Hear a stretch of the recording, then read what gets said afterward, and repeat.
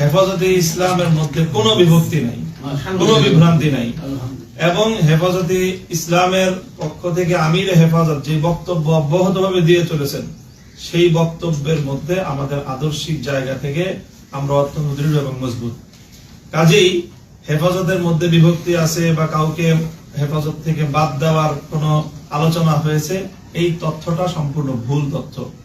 হ্যাঁ, এই বিষয়গুলো নিয়ে পারস্পরিক আলাপ আলোচনার প্রয়োজন ছিল, যাতে কোনো ধরনের বিভ্রান্তি মানুষের মধ্যে প্রচারিত হতে না পারে।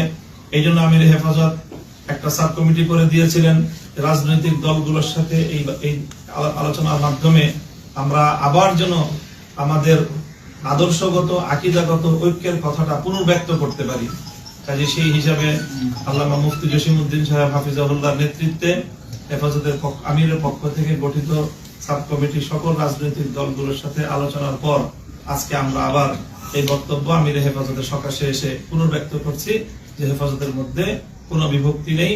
দেশ, জাতি এবং ইসলামের প্রশ্নে হেফাজত তার অব্যাহত ভূমিকা ঐক্যবদ্ধভাবে পালন করে যাবে।